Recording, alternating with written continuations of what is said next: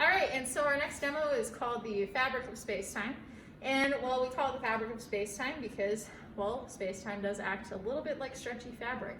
And so what we're gonna do is that I'll show you how the fabric of space-time bends and kind of moves around different objects, such as a really heavy object like a black hole, or a planet, or a comet or meteor, or other stars. And so first I will show you what happens when you stick a black hole in our fabric of space-time. So I'm going to take this 1 kilo weight and place it in the center.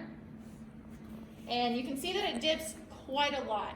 And now our stretchy fabric can show you just how the fabric of space-time kind of moves around or bends and conforms to the different objects.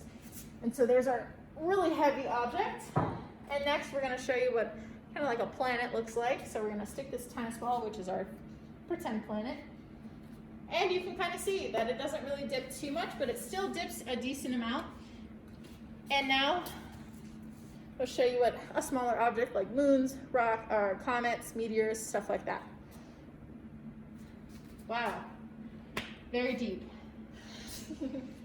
All right, and so now what we're gonna do is show you how different objects move, especially when you have a heavy objects like our sun in kind of the center of our solar system.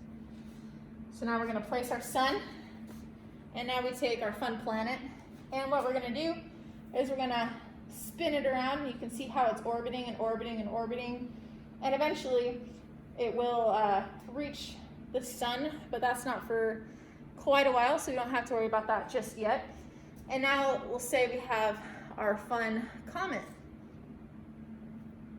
Now the comet is moving very fast, very, very quickly, and its orbit is a little bit different than the tennis ball, and that's because it's a different size, and honestly probably a little bit of a different shape.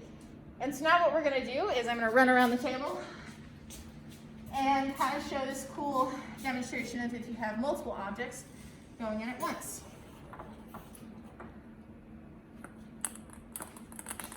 And that kind of worked, but you can see how the different objects are spinning around and they're all the same weight and the same size, which means that, well, they're gonna kind of move kind of the same, which means they might collide, you know, they might bump into each other. But that is how our fabric of space-time works, and you can see that the heavier the objects are, the deeper our fabric goes. And yeah, that's our fabric of space-time.